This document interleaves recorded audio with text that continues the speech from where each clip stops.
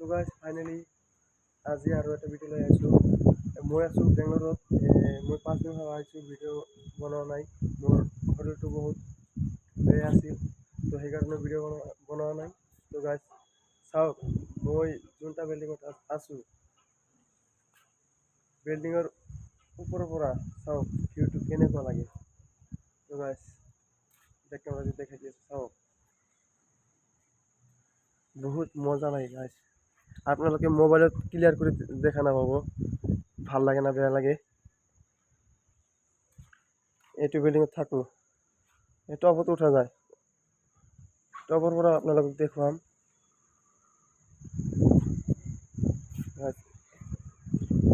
চাওক গাইজ, নজাৰা क्या है गाइस।